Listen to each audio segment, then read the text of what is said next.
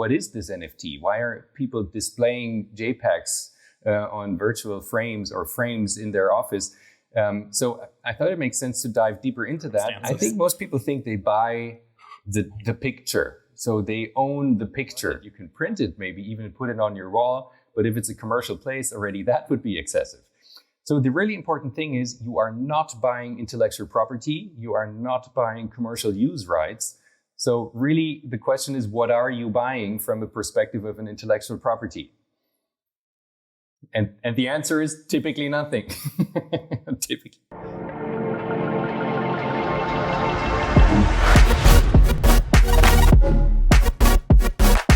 Hello, and welcome back to the Brand Next podcast. I'm your host, Justin Payton. I'm also the writer of the Brand Next newsletter, where we dive in and explore the use cases that are going to both drive adoption and positive change through Web3 and metaverse technologies. If that sounds interesting to you, you can subscribe to the podcast using your favorite podcast service. You can subscribe using YouTube, or you can even subscribe to the newsletter as well at brandnext.substack.com. All the links are in the podcast notes. Today, we're really lucky to be joined by Oliver Scherenberg. You might not have heard of Oliver yet, but he is definitely the man that we all need to know, because Oliver is one of the real leaders, one of the real thinkers around the legal issues surrounding IP rights in the Web3 space. But it provides some of the most well-articulated and well-thought-out reasoning as to what is happening and what this means. And with everything that's been going on recently around Creative Commons Zero, the releases from A16Z, it's more important than ever that we actually know how this is progressing and what we can do. Personally, I love talking with people like Oliver because he brings a different perspective. He brings a style of thinking that I think few of us have, or at least weren't trained to do. But I know you aren't really interested in hearing me talk about Oliver. Let's hear from him directly. Hello, Oliver. It's great to see you today, and thanks for joining the Brand Next podcast. Absolutely. Thank you for having me, Justin. It's really good to have you here. I've been following your content for a while now, mostly through LinkedIn, and you share probably, and I don't know as many lawyers as maybe I should, but you share probably some of the most insightful and needed content, because it's not echoing what everyone else is saying. It's truly informing in an area where a lot of people don't understand, and talking to us about the legalities of Web3, of what's happening. But what would be great is if you could give a little introduction about yourself, your background, and tell people why you can give such insightful legal points of view on LinkedIn. It would be great. Absolutely, and thank you very much for giving me that feedback, because it's great to know that what I'm doing gets certain attention. And I certainly try to be informative and try to be interesting for people, but it's great to hear that it seems to be working. So that is cool. Thank you for that feedback. So what I am is an intellectual property attorney. I have been working in this capacity for 17 years now. I've always been interested in intellectual property, always in licensing. So transactions have always been my focus. Already when I started my law school career, which takes a long time, the legal education, at least in Germany where I am. So I started in the mid-90s. That is when the internet was an early thing. We saw all the developments from people posting random stuff on the internet, and no one knew what that was about. And then we see all sorts of technical developments. And now when all this NFT and Web3 topics came up, I just thought it might be interesting to dive in early. And with the background of intellectual property and licensing and all that experience from the internet days, Web 1 and 2, well, I thought it was a natural thing to comment, to be active, and to show that I'm engaged and interested in the field. You said the key words here. You are early, especially in the legal field. And I'm just curious, like, what was... from an IP point of view, I'm sure it's fascinating, but what was the moment for you where it kind of went, this clicks, this is where I need to focus? Yes, to be quite honest. Was there a moment? Yes, there was a moment. There was a moment, and as an attorney, very often these questions get triggered by client requests. So I have to be completely honest, I entirely missed out on Bitcoin, and I was so upset that I missed that I tried to ignore blockchain entirely as much as I could. And I couldn't avoid that anymore to deal with that when clients started asking questions about NFTs and metaverse applications and brands in the metaverse and all that stuff.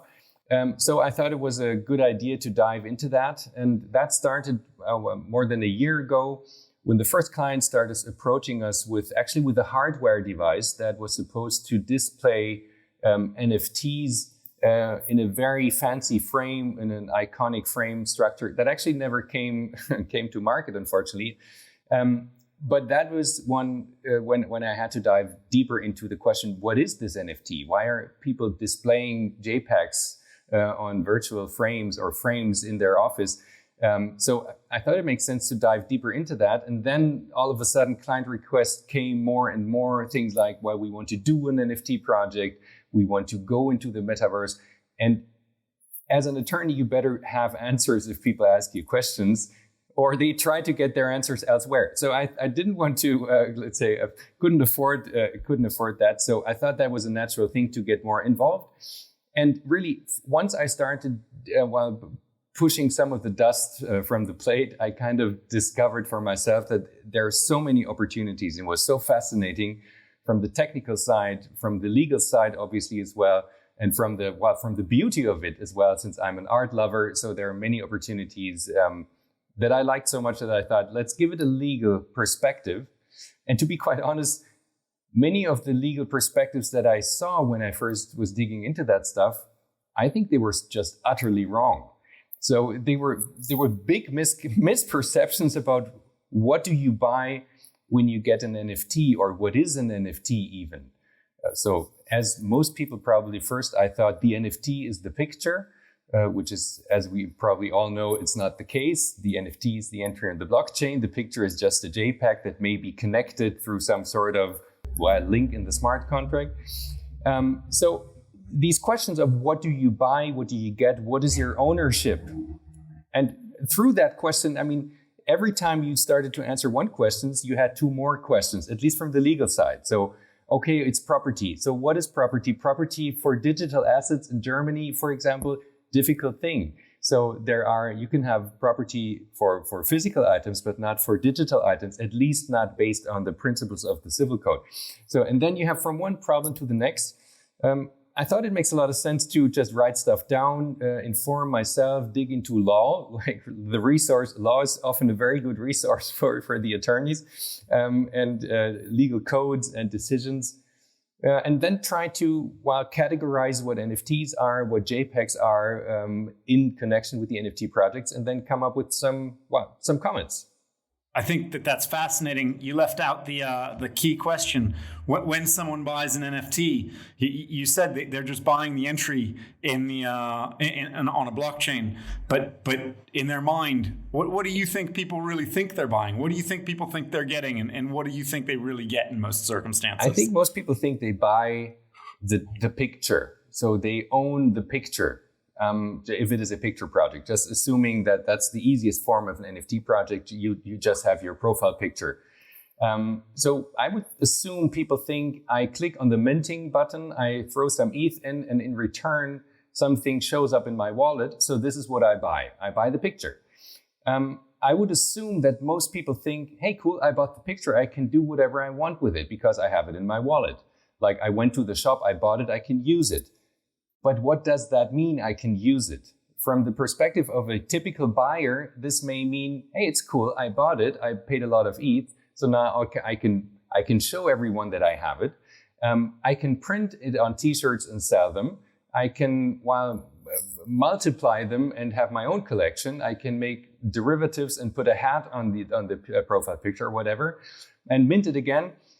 And that is the first very severe misperception, because what you are buying is the entry in the blockchain, and that may be linked to a JPEG. But indeed, as a default, the piece of art that you just bought is a JPEG and nothing else. It comes with no rights whatsoever. The only right you have is to open it up on your browser and to take a look at it, to enjoy it, and then to close the browser again. That's about it. You can print it, maybe even put it on your wall. But if it's a commercial place already, that would be excessive. So the really important thing is you are not buying intellectual property. You are not buying commercial use rights. So really, the question is, what are you buying from a perspective of an intellectual property? And the answer is typically nothing. Typically. But increasingly, you're starting to see collections add those intellectual property rights and say, actually, we will include some of those rights, or in one way attach those. And obviously I think this is a really topical moment to talk about this, obviously, because we've recently had changes where you had Moonbirds kind of go, well, this was our structure, and now we're going to go to a Creative Commons Zero license, CC0. So it would be great to kind of get your view of where there is intellectual property. How is that being granted? What's the difference? What are the different kinds? What does CC0 really mean? I think a lot of people don't really understand this. So let me try to give a couple of examples of the other life, or the real life, that everyone can understand that their perception may be wrong for NFTs. So if you go into a bookstore and buy a book, you will be reading that book. You may give that book to your friend, or you may put it in the fireplace. If you don't want it anymore, you can do whatever you want with that book. But you would not assume that you could take the book and make a movie out of the content. At least typically people do not think that that's the right that they have. You can also not take the book, take a picture of it, and print t-shirts of the book cover. Everyone kind of assumes that that's not okay. Same thing if you go to to Spotify or even to the iTunes store, you buy some music. It is pretty clear that you cannot multiply that music while put it on your own webpage and have people download it for money. So why is it so different here? So why do people think that they're buying something that they're actually not buying? And in fact, what you need if you buy intellectual property protected items, in this case, like art or a book or whatever music, what you need is a license, and that is the grant of rights by the owner of the intellectual property or the person who can dispose of that right, granting you the right to do something with that intellectual property. I give you the example. It is the same in patent law, in trademark law, and in copyright law. There is an owner of the intellectual property. It's the creator or the inventor or the person who registered the right. They have a certain exclusivity to use that. And if they don't want to exploit it themselves, they can grant someone else the right to monetize these rights and have a revenue stream back to the owner typically. So the person investing in registering, inventing, and creating something can have a stream back of revenues, which allows them to pay off their bills and to maybe invest in the next invention, creation, or registration. And that is the life cycle of intellectual property, that the money goes back to the source of the invention, creation, or whatever.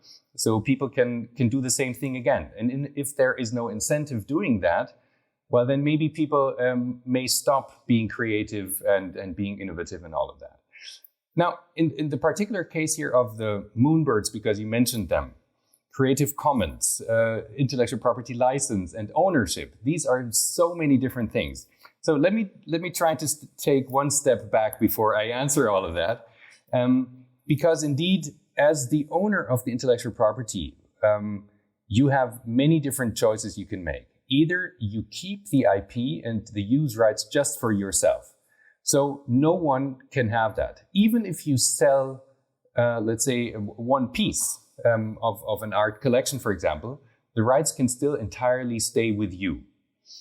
Depending on what your strategy as a project owner, now if we're back in the NFT space, of the project owner is, maybe they want to be the only ones granting further licenses to other people. You just hold, let's say, you're just the original gangster holding one of those NFTs, but that is what qualifies you as an owner, but not owner of the IP, but owner of the entry in the blockchain, just to come back to that differentiation.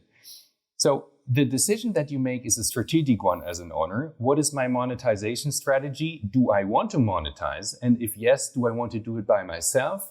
Do I want to have one exclusive monetizing partner, so to say, the owner of the NFT, for example? Or do I want to have many? Or do I want to abandon my IP right even and just give it away for free for everyone to use and allow a huge dissemination of my intellectual property, so to say? Creative Commons Zero, just to jump back to that, that is really the lowest end of me keeping control of my intellectual property. Creative Commons actually is, well, I don't exactly know how they are structured. I would assume it's some sort of an association or something that created standard terms for license grants that people can refer to just as an easier reference to say, well, I as a project owner, instead of telling everyone and granting licenses individually, I refer to a certain, if you so want, Creative Commons standard. And that standard, everyone can read the terms and conditions on the webpage of Creative Commons and say, okay, if that is Creative Commons 0, it's like that. If that is Creative Commons some other name, I don't know all the names, but there are many, many different ways how you can structure these intellectual property rights. Then people can immediately refer to that. I mean, I could go on forever, but then I'm taking maybe anticipating all the questions that you have, but it's really the choice that you make as a strategic decision as an owner about your monetization. That's really the key. But I guess with Creative Commons 0, it's as you say, the abandonment of those rights to the most degree that you can in that sense.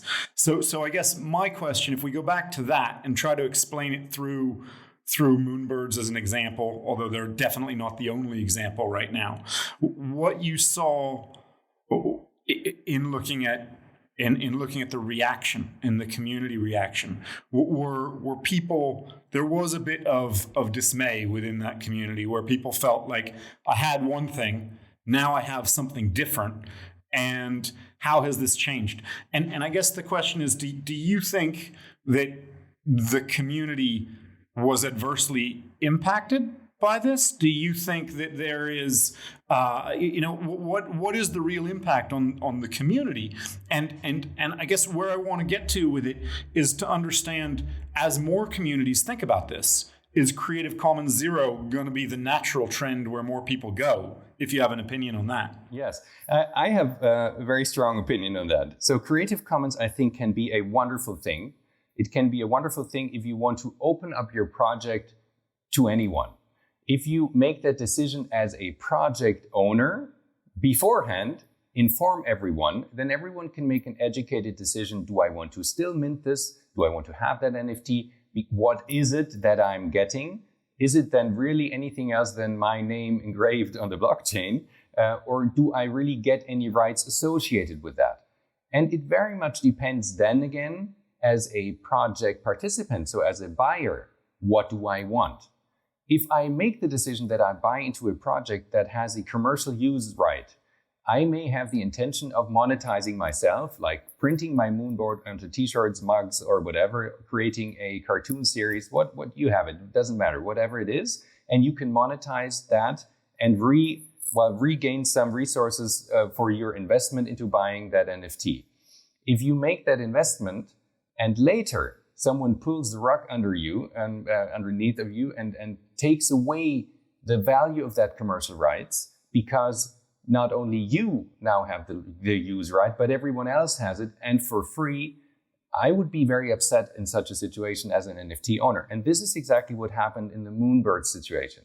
So I'm not giving anyone legal advice, obviously, but me, if I had an NFT from the Moonbirds, I would be very concerned about the decision of someone else taking away my exploitation and monetization rights, because in fact, that is what happens.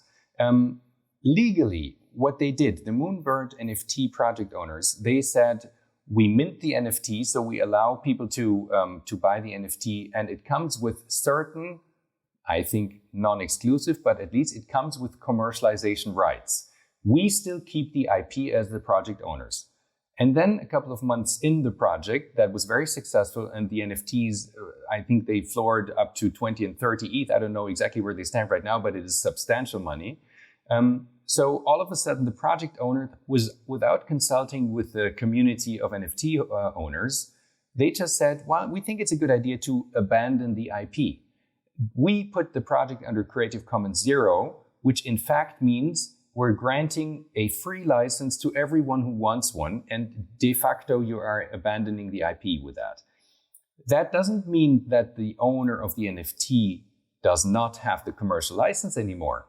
It just means that everyone else also has one. And that again takes away, let's say, well, it hasn't been an exclusive license before, that's what I think. But it takes away, let's say, a certain effect of you being the original gangster with the super cool NFT that you can use for exactly that purpose.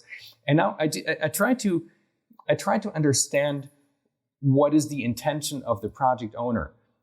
I do see that there is a certain use case for Creative Commons licenses, as I said before, if you want that to be a widely spread and accepted JPEG that can just travel the world. Everyone is free to use it. Let's say the popularity of such an artwork may be great, but the commercial use rights are kind of gone, at least for those who bought in, paid money for the monetization, and are now in a status that everyone else has as well. You know what? But the question that I get very often, the question that I get is, now, is my NFT worthless? And I would say not at all. It is not worthless. The only thing that is gone is your kind of exclusive position to monetize commercially in a way that you want it by printing it on t-shirt, because everyone can do that. Why should they pay a more expensive t-shirt if they can do the t-shirt by themselves? But the NFT, and there comes this distinction into play, that the NFT, which is not the art, the NFT is still very useful because it demonstrates that you bought into a project. It still may serve as a key to a community, and it still may have utility later down the road because you can log into an account with your wallet, for example, of the project website, and you may have access to things that other people don't. So your NFT is, if you so want, back to the basic use of an NFT, being more of a token, of a community access token, or some kind of gated community that you can enter. But the NFT is no longer the art project. So as you say as you said at the beginning, as a collector, going in knowing how you intend to leverage the asset, whether that is I intend on monetizing the IP, or I intend on owning this and watching value go up and then selling it with any luck, or I just intend on owning it and holding it forever because I value knowing what you go in with as an expectation is the critical point from the collector perspective. Let's talk about from the brand perspective. If you're a brand, now all of a sudden here are all these collections. Not all these collections, but there are multiple collections that are starting to look at Creative Commons 0, and so you're starting to see IP or indicators of IP that have an association with very popular collections that you're now able to use as a brand without the burden of licensing costs and all of the licensing issues. But I'm sure there's kind of some downsides for a brand to just diving in to use Creative Commons assets as well. So I guess from a brand perspective, can you tell us a little about what you think the pros and the cons are of using that kind of IP? So as an intellectual property attorney focusing on IP licensing, I would always say licensing is a wonderful thing. So it's nothing you should try to avoid, but it is something that gives you a certain control. And it gives you a certain, let's say, reliability that the asset that you purchase or where you bought into a license may be under control of someone who cares. And that is out of control if you have a Creative Commons 0 license. So I give you an example. If someone makes a Moonbird collection and uses the Moonbird just to put that on your Louis Vuitton bag, for example, or your Gucci bag, and you think that's a cool idea because I can show that I'm close to the NFT community, and I will just put it on there because, hell, it's for free. Why not? Why should I pay a license to any other NFT owner? Well, you can do that indeed, but what you have to be aware of is that the same Moonbird can appear on toilet paper or be the brand testimonial of a nationalist white supremacy party next week, and that is out of your control, and it is out of the control of the original IP owner. And that is not the case when you have a license. Typically, when you have an IP owner, you have someone who takes care of the brand image, who typically can even influence malicious, use, and someone who tries to have hate speech or let's say discriminatory use of your IP, they may have an influence on that, or they may not even grant a license to people of political parties, for example. So if you take a license as a brand under a true NFT with IP under control, you have a more reliable source of control, or let's say the person will probably care more than in other cases. Still, I think even in this case, there are use cases because it shows that you're kind of buying into the idea of I can use it, it can appear anywhere else, and I take that for granted because it is okay. This is we are part of an open community, and it just can happen, and I still support it. I thought it would even be a bold move or a cool move of a super luxury brand to use a couple of Creative Commons things on their back. I think maybe, right? Well, guys from Louis Vuitton and Gucci, whenever you can come back with that idea, let me know. Let's have it. No, I really think it's actually a cool idea, but it comes with a lot of risk, and especially the brand that is using such a CC0 item in this case, they have a lot of risk when they're doing that. It can be cool, but it's a lot of risk. Now, projects that start as Creative Commons, for example, the MFers that you may be aware of, or the Goblin Town NFTs. They have a certain different agenda. I think the community aspect is much more in the focus, especially for the MFers. People identify themselves with the image, with the idea, with the concept of no roadmap, nothing promised, no rights. Pretty cool. Also, they can go up. They went up to a couple of ETH. I think they're around 1 ETH now on the floor, but still, they're a super cool project. I love it. And if you can identify yourself as being an MFer, I think you have a statement of your own. Pretty cool as well. Yeah, I think you're right, and I think as you say, are you in for community? Are you in for exploitation? I think there are different elements that need to be looked at there, and I think that's interesting. Let's stick on the subject of brand, because there's another big complication that I'm sure you can help understand. Help people to understand, and it's one thing to look at kind of the licensing side and say, okay, there's kind of some big ballpark pictures, but then all of a sudden, as brands start to look at diving into this space and looking at NFTs and looking at what they should do, most of these brands, they cross borders, right? Is there one set of standards that they need to be considering? Is there one set of rules that they need to be considering? How does a community look at IP law across different jurisdictions? And what is it that you should do to make sure that you're actually positioning yourself well? Yes.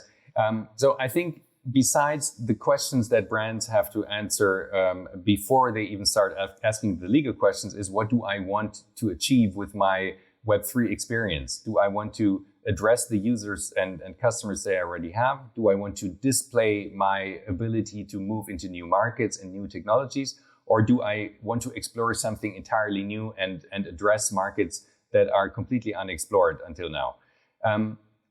That is a question that you may address with other people that are more experienced in these brand journeys than I am. So for me, the same question comes at the latest when people start deciding that they do want to make the step into metaverse, for example. So I would tell them, first, you may want to check your trademark portfolio, that everything is up to date and that you are covered with your digital experience.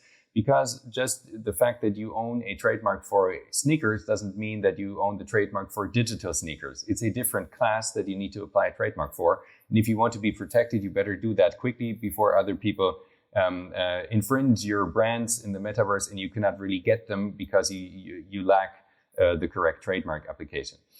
But what you want to do when you choose the jurisdiction, and if you have the possibility to choose between one jurisdiction or another, you better be informed first. And this is really the most important thing you can tell people.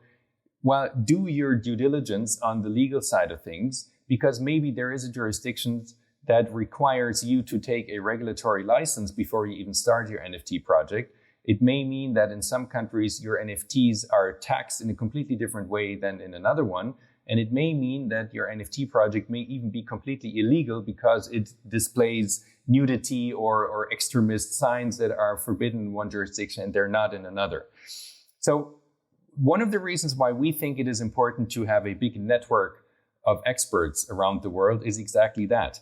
We get these questions a lot from brand clients where they address us and say, well, we wanted to start an NFT project, but our compliance department says since we have customers worldwide, we better do our due diligence and we need legal opinions for all the jurisdictions that we will be able to sell our NFTs, which will mean you have to come with quite a bag of money to get these legal opinions. And first of all, you need to make sure that you find attorneys that are able and willing to give you that legal opinion for the jurisdiction you're looking for. And if you are a big brand that is active internationally, just give you an example, if you're Nike, Adidas, Mercedes, Porsche, or whatever, or even an electronic company, there is no one market. And the question is almost, where do you stop? How many markets do I want to cover with my legal opinions before I start? And let's say if you are a big enterprise, you can listen to and you definitely have to listen to your compliance departments, but it will mean that your legal budget is probably a couple of times higher than the regular NFT project budget would ever be.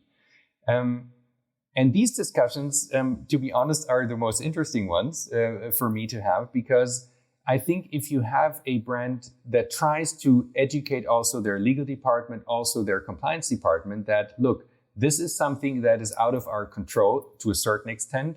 It is to a certain extent in our control if we attach the NFT project, for example, if we mint the NFT project in this country. If we sell it, this is our biggest market, this is our biggest market. We talked to our attorney, we took away some of the elements that may qualify the NFT as a security or as a financial product. So we're now narrowing down the risk factors, and now we can make a more educated decision that it will be kind of okay with maybe 3 legal opinions and not 30 or 300, just because we know we're minting our project in Germany, so German law at least applies to our NFT terms and conditions. If we have jurisdictions that are really problematic, just an example, if I have nudity in my pics, you may want to check with a couple of countries that are morally have a moral different standard or a religious different standard. You may even want to exclude them officially from the minting by saying in this NFT project, people coming from this jurisdiction are not allowed to mint, or they mint at their own peril or whatever. And you can say, well, you can kind of maneuver around some of these tasks and problems. And very importantly, if you involve, that's what I think, if you involve legal counsel early, even the project and the setup of the project, the development of the project, the utilities that you want to attach to it can be modified just a little bit left and right. And you can kind of maneuver around the biggest obstacles. And that is something that people should think of. Involve the attorneys early and you may avoid some trouble. Well, I'm obviously a believer, naming the podcast Brand Next. I'm obviously a believer that brands are going to play a big part in scaling Web3 and in democratizing access to some of these technologies and some of these tools. And so obviously whenever a brand's going to get in, it's get that legal advice. And I genuinely think that and believe that the legislative side and the legal side is where we need more clarity, and if with more clarity we're going to get people feeling safer and we're going to get that kind of scale. But you said at the beginning, that it starts with having that kind of broad perspective, and you even said that's why I believe you kind of need a network of people. Do you have a network of people around the world? We have a network of people around the world, not a complete network, obviously, but we're building that right now. And one of the reasons is certainly that we want to service our clients and answer exactly these questions. And if they really want to do legal opinions around the world, we want to be there to help them to find the right people. Because very often what they do right now is that they address the law firm that they're typically working with, which is absolutely fine, but they may not have experts even in Germany dealing exactly with these topics, leave alone around the world and find the right people. So you may invest in educating your big law firm at a very high retainer rate instead of finding the experts that have already done exactly that. And they can really give you the expert opinion and not just a scientific legal opinion, which is absolutely fine. I'm not blaming anyone for working with their law firm, even big or small, it doesn't matter. But from my perspective, it is important to now, in this relatively early stage of the development of the legal field, Web3 law, if you so want, to find the experts in different jurisdictions who can give advice based on experience and not only on expectations or their own interest. And they are not so easy to find. So indeed, we have invested many hours and weeks, I would say, in finding these experts, exchanging with them, having conversations with them, making sure that they have use cases, that they have a certain reference list, that they have cases that they already advised on, and then indeed put them together in some sort of an organized form. So what we're doing right now, and since you mentioned it, allow me to just tell you about that project that we're building. It is called Web3 Lex, and what it does right now, it is the idea of collecting information about legal questions related to Web3 topics. So we will have an online legal education tool where the Web3 community can go to as a source of information for some legal topics related to Web3. We will have NFT, crypto, DAO, metaverse, and all these sort of different Web3 topics. We start with NFTs only, that's enough work, just to showcase what we want to do. So we curate a question catalog. Now it's about 140 questions about NFTs. We divide them in property, intellectual property, regulatory, tax, and all other sorts of categories. And then you can browse through these questions that you see. Just as an example, there will be a question like, if I buy an NFT, do I get the commercial use rights for the underlying IP? That's one of the natural questions that everyone has, and we think we can give the answer. Now, the idea of that tool is that you can click through that catalog, you click the question, and if you want to get the answer, you can make a choice of jurisdictions for which you want the answer. So this network will come into use right away. You will see, I want the answer for Germany, for the US, for Portugal, and for Canada. And then attorneys from these jurisdictions that we sourced before will provide the answers. The credit to their LinkedIn profile will be given, so you will be able to get in touch with them. And these indicative answers shall just show that you can get an idea how the law is. And if you want to have them as your advisor, you will already know that person answered the question, so he will know something about it, or she. And I will go there for more legal advice. Amazing. And when you launch this, is this going to be something we can all access? Is this going to be something that has a wall that we have to be a lawyer, or that we have to pay to get access to? How do we? When does it launch? Everybody needs this. Yeah, thank you. Well, we hope everybody needs it. So we plan to launch it at the end of August or the beginning of September this year. And it will still have holes in it because, just imagine 140 questions in a couple of jurisdictions. You will need hundreds or thousands of attorneys for that. Right now, we have about, let's say, 250 attorneys worldwide, attorneys and tax experts from different jurisdictions that are super eager to join us, and they promise contributions. To be honest, the contributions, as very often you have to remind people that they do their contributions. So we're convinced that we will get more and more contributions in, but we still want to launch the tool now just to showcase what it is, just to demonstrate that we want to provide service to the community and to answer your most important questions. Yes, it will be for free. So people of the Web3 community, everyone can access it. You just need to sign up. So we have your email address and we can contact you later.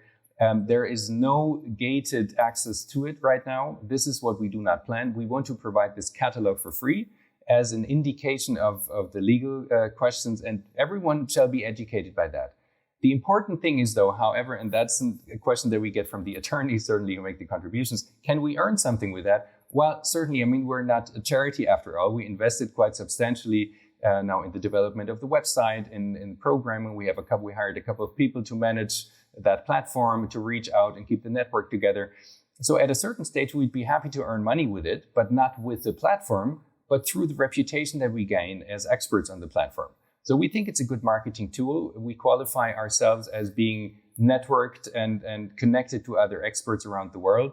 And we may even want to create some sort of a virtual law firm later where people get access to a couple of these experts at the same time. And we will find ways to monetize it, so don't worry, but it will not be through access to the platform. Number one, that sounds amazing, and it sounds very in the spirit of Web3 to open this up and give everyone access. So I absolutely applaud that. Number two, it sounds very much like it's in the spirit of Wikipedia, even with people needing to update it and the whole bit. But hopefully, and I'm sure you're going to do a good job of making sure that information is accurate. Unlike Wikipedia all the time, but I love it all the same. And listen, I think that's a fantastic note for us to start to wrap up on. But it sounds like such an amazing tool. I know that I'll be diving in and spending probably too much time looking at this across different markets. But maybe I'm too far down the rabbit hole myself. I do tend to wrap these things up with a few more human questions to try to let our audience get to know the person who's been talking. So if you don't mind, we're going to ask a couple kind of quick questions, see what they are, more designed to talk about you. But the first question there is, what I'm assuming as an IP lawyer, you have a few NFTs of your own. So what was the first one that you bought? And do you still have it? I still have it. I have never sold anything. So my tax accountant is quite happy with me because he says, please be aware that this taxation, it is catastrophic. You never know at which course you bought, you sell, and it will be taxed or not. So just a brief indication, in Germany, mostly things you keep for 1 year will be tax-free. If you keep them as a private person, if you keep it as a corporation, it's a different story. But you will be able to find some answers on Web3 Lex as well about that. Now, the first NFT that I bought is an NFT where I helped the client to do the NFT project. That's the WWF, the Worldwide Fund for Nature in Germany. They have a wonderful NFT collection called Non-Fungible Animals, where you can buy a certain number of animals that represent the number of animals of that species left on the planet. They had fantastic artists adding their art and giving it there, and even secondary sales royalties go into the NFT project, but are funneled directly to the WWF. So that has been really the reason why I thought now I cannot avoid it any longer. And as I told you, even though I've been interested and even engaged in the space for a little longer, I have really missed out the biggest tricks. And I was kind of thinking, well, maybe that's a sign and I better not do anything. But after that first purchase, it's not even a year ago, by the way, right? So my first purchase, I now have quite a nice collection. I don't know, maybe 40, 50 different NFTs of all sorts and all kinds. Some cool OG projects as well that I bought into, not at mint, but a little later, but because I love the community. It's okay. I mean, I even minted quite a lot of things after that, but I buy stuff that I like, and I really mostly buy it for the art, very rarely for the utility. And I have to admit something, and you will laugh about that, because the projects that I like very much, the art projects, I buy them first and look at the terms later. So since I don't plan to monetize in any event, it doesn't matter to me, but it is really funny to know that. And please don't copy that. People don't do that unless you enjoy the art, which is just fine. Buy the art and you can enjoy it yourself. You can print it, hang it on the wall or on your digital screen. But if you want to monetize it, look at the terms and conditions first, people, right? I think very few of us read the terms and conditions, but most of us should. I'll applaud the people who do. Next question: if you look kind of forward and say, you know what, what's the thing that you expect to happen over the next 12 months in the NFT space, in this world? Do you have one prediction you want to share with us? And I'm going to come back in a year and I'm going to see if you were right. Yes, I would assume that NFT prices will go down quite substantially within the next month or so until the merge, because people will the merge, which means Ethereum will go from proof of work to proof of stake, which entirely changes structure and system and all of that. But it will mean that people will assume that they can benefit from having a lot of ETH, or that the ETH course will go up much more. So if Ether is cheap now, it may not be cheap after this merge situation, because let's say the compatibility, or let's say the use of blockchain has no more restriction for many companies that had reservations, because the energy consumption is so much lower and so on and so forth. So there will be more mass adoption, maybe. Therefore, I think many people will pull out their money from their NFTs right now because these prices are going down consistently, even the blue chip, the bigger projects right now. The price of Ether will go up a little more and maybe even explode. That may happen. And I think that just after the merge, after that, people will start buying maybe back into some of the blue chip projects. But I would assume that many NFT projects will go very substantially down in value and will never come back. I think many new projects will come, but you cannot simply throw out the next board, whatever animal, and assume that you will make any money of that. But you will have utility, you will have use cases, you will have token-gated communities, fractionalized ownerships, maybe you have all sorts of new use cases. The technology will come much more into the focus than just the joy of playing and maybe investing. That is what I would assume will happen. Fantastic. Appreciate it. We'll all be watching. Next question. I know who I follow, and I follow a lot of people to kind of keep up with everything that's happening in Web3, with everything that's happening in NFTs. I'm curious, who does a lawyer follow? Who are the people who you look at and go, those are the people who I want to read every day? I follow very different people. So I follow the people that I would have a chat with as well. And I do have a lot of chats with a lot of people. So I do invest quite some time in building my network and also being interested in the Web3 community from the developer side over to brand and marketing strategy people, even to philosophers, coders, lawyers, and other people, politicians even, associations. So I would say the most frequent exchange that I have, and most of the followers that have a meaningful exchange with me, are other attorneys in the IP field. I would say more than 50% of people I really interact with actively and follow, and they follow back, and we comment each other, are attorneys from my Web3 Lex network that are, really trying to have discussions ongoing, also controversial discussions, which is great. Fantastic. And last question for all the listeners out there who want to kind of keep up with your opinions and hear what you have to say. What's the best way to follow you? The only way to follow me is LinkedIn, because I'm not active on any other platform. I joined LinkedIn just about, I think, in the fall last year or so. And this will all probably also stay the only platform. I have to focus on work after all, and I get too distracted if I do too many social media things. I love LinkedIn. It's a very, very good source. And if I started Twitter or Instagram or whatever, I woid be completely lost. So I'm not doing that. LinkedIn is a good source. I appreciate it. And you heard it, everyone. If you want to get more insights and keep up with Oliver's thinking, find him on LinkedIn and give him a follow. Oliver, I thank you so much for joining us. And I know I'll be tuned in and looking forward to your tool's launch in the near term. All right. Take care. Absolutely, thank you so Justin. much. It was great. Thank you for having me. Bye-bye. Thank you for joining, everyone. That was Oliver Scherenberg. Oliver is clearly one of the leading authorities in IP around the Web3 space. I know I'm going to be following his content and his output on LinkedIn closely, and I know I'm especially looking forward to the tool that he's going to be releasing soon. So thank you again. You've been listening to the Brand Next podcast, where I talk to the builders, the innovators, and the leaders who are scaling Web3 and working to ensure that it delivers on its positive potential. If you've enjoyed listening, you can subscribe on Spotify, Apple Podcasts, or wherever you listen to podcasts.